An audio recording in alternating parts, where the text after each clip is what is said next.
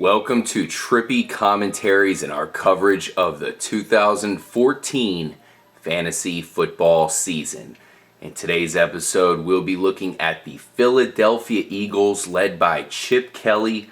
This guy seems to know what he's doing. He had a very effective offense last year. Nick Foles came in, looked really good, but can he duplicate that success without their number one weapon, Desean Jackson? We will break it down. We will talk about every single one of their main receivers, as well as their new receiving running back, Darren Sproles. I'm RJ, joined by Mike. How's it going, everyone? Let's go ahead and start it off with this guy right here, Nick Foles. Very interesting quarterback. Are you willing to actually use him as your starter here? Because there's so many other viable candidates. His stats looked great last year, but really the loss of Desean Jackson, that's a big one. Yeah, it's a huge loss for their team. Desean Jackson was that playmaker that they had. They didn't have Macklin last year, so it's going to be interesting to see, how he connects with Nick Foles. And I think it's going to be a good connection. Should be interesting to see. He's a good player, that's for sure. I mean, we haven't seen him much in the past 2 years, but when he's in there, he's been pretty decent. We haven't really seen him bust the 1,000-yard mark, which is one of those big-time lines for a wide receiver, especially one we like to see in fantasy. But he's a guy who's capable with this good of an offense. Absolutely. And, of course, Nick Foles proved himself last season. I would have to say that I would take Nick Foles because he's going to be a great value. And as long as you couple him up with another one of these guys that's pretty much the same exact value, like a Russell Wilson, something like that, even Tony Romo, you can have the NFC East quarterback connection. Yeah. I think that's the main thing. As long as you couple him up with another guy with high upside, he's not bad to take at all. Right. Yeah, I think you're right. You gotta couple him up with another quarterback that has a high upside as well. Mm-hmm. And I think with Foles this year, you're going to see a good year again, but I don't think you're going to see, the astronomical touchdown to interception ratio. Yeah, that was crazy. That might have been an anomaly, but we'll see this year. It could be just Nick Foles. He could be that good. Could be that good, and it could be Chip Kelly, of course, making him that good with this system, which is... I'm kind of a believer at this point. I know it's only been one season, but they are certainly my heavy favorite to win that division right about now, heading into the second preseason game. Now, Jeremy Macklin is technically the number one receiver, so I know we touched on him. I like this guy right here, Riley Cooper, to be the real number one. I think if you look at his stats last year, if he can just increase his yardage output, get over the 1,000-yard mark, he's a star receiver, and they paid him a lot of money, so they're probably going to try to get him the ball. We'll talk more about Riley Cooper, a former classmate in high school of mine, in a second. We'll actually talk about Macklin first. Big upside. Now, take the last 2 years away where he was very injured. He did very well here. He had just about 800 and 900 yard receiving, and more importantly, he had good touchdown numbers.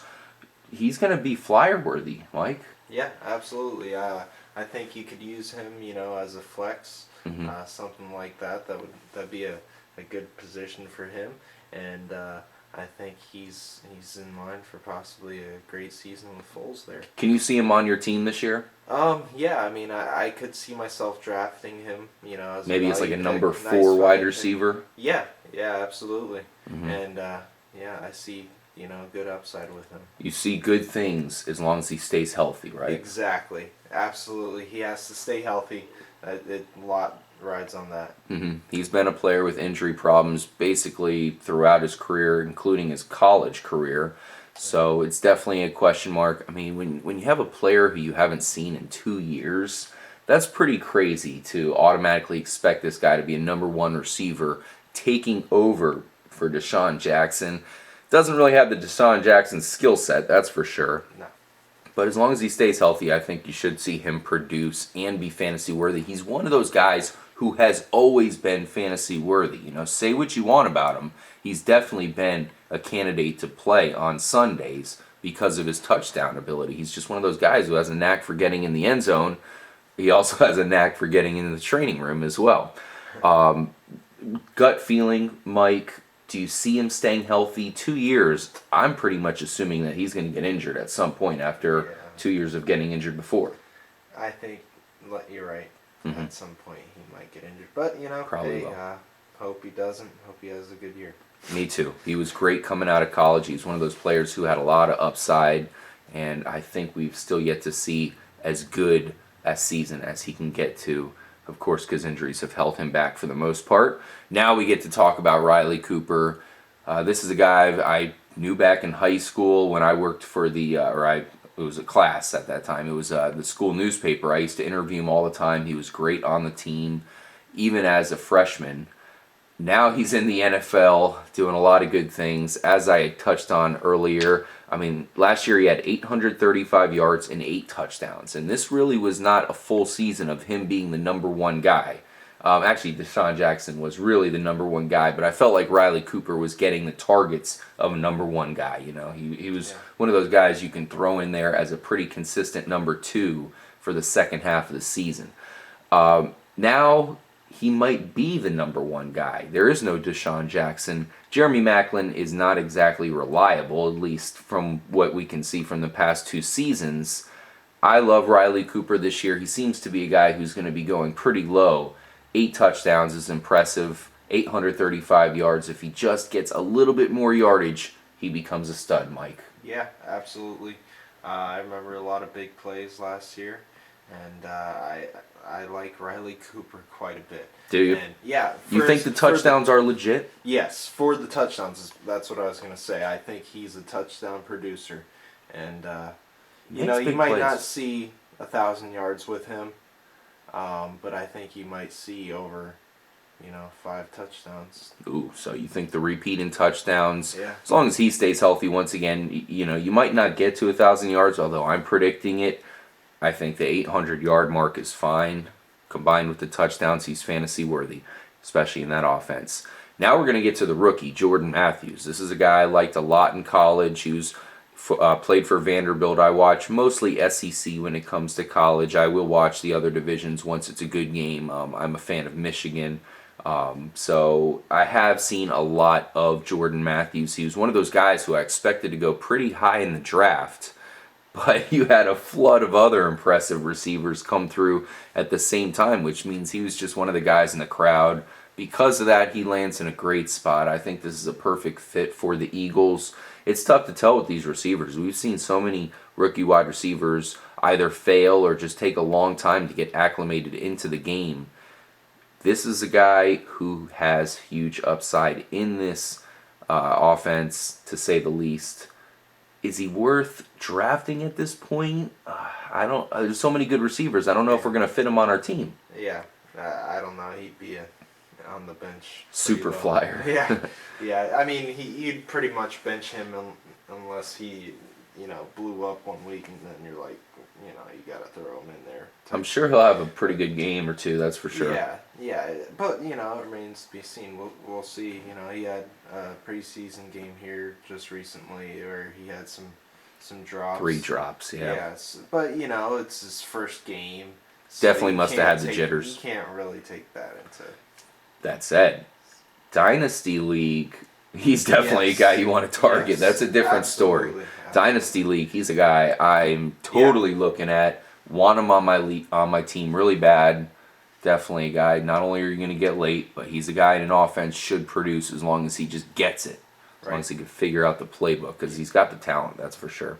And playing against those SEC defenses, I think he's going to be worthy of playing in his rookie season here. So definitely watch out for him, guys, especially in the second half of the year, because another guy was Zach Ertz we're going to talk about. He was a guy that was a rookie last year. Definitely got off to a slow start, but towards the end of the year, you started to see him produce. Mike, I know you're high on him. Yes, I like Ertz quite a bit. I really like him with Foles. I think he's going to be a touchdown producer.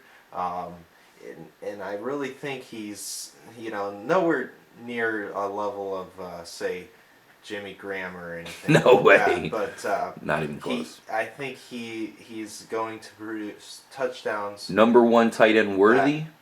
Absolutely. This year, I think he will grow to that number one tight end status. Here's the thing. Technically, Brent Selleck is the number one tight end, but we here at Trippy Commentaries are still saying it's fine to start him week one of the season. I think they're going to play the two tight end format. I think it might be a little bit of a trick here by Philly, kind of saying, Selleck's our number one tight end. None of us are really buying it. I think Ertz is going to be a big-time touchdown threat here, and I think Foles likes him. We saw it kind of produce itself last year, towards the end of the year. You were using him. How was he? Was he worthy last year's of starting towards the end of the season? Well, of course, every time I started him, he didn't do good. But, Yeah. On my bench, when he was on my bench, of course, he did quite well, I remember. You had a bit of a tight end curse last season. Yes. I always have. Hopefully it changes this year. Well, I don't know if you can say that because I think 2 years ago you had a certain little Jimmy Graham, and he was pretty damn good, as he always is. I love Zach Ertz like you, Mike. I think this offense is perfect for that touchdown magnet tight end. Zach Ertz is a pretty good tight end here. He looked good coming out of college. He looked good last season, especially towards the back end. Yeah. Coming in, he has momentum. He definitely can catch good.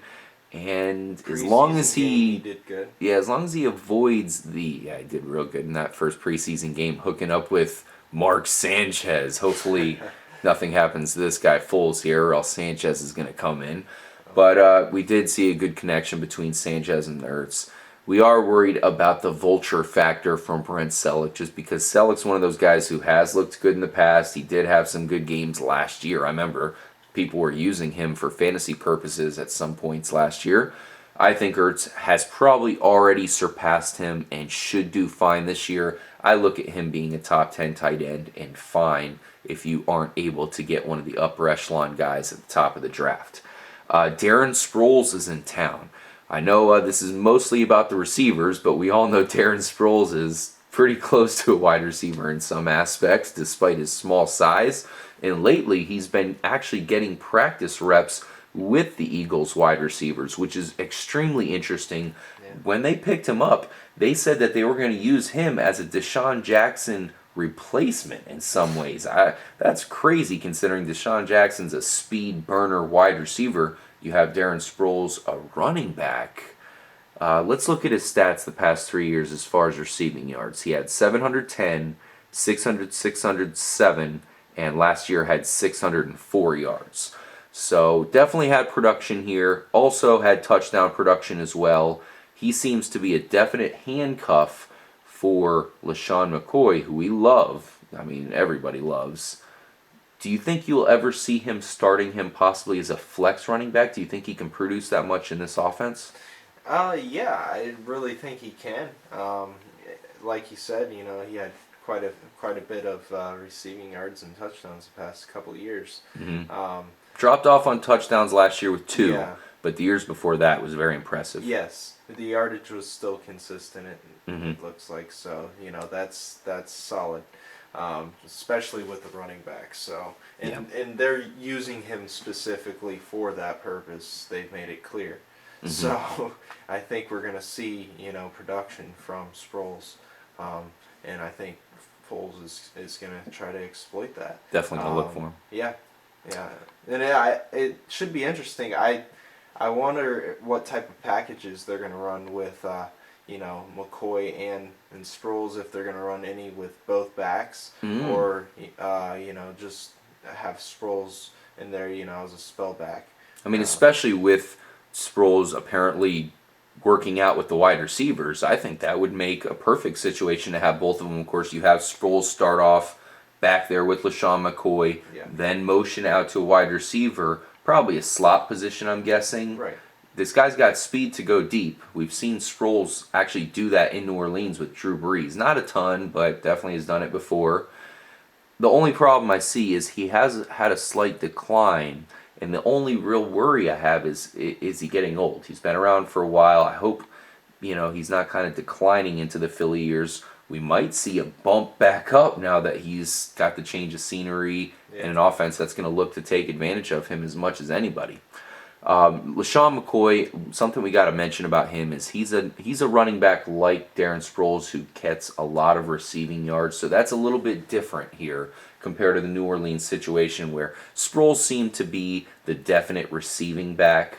Pierre Thomas did catch a fair share of balls himself, but Mark Ingram was primarily a runner, so he didn't catch a ton of balls.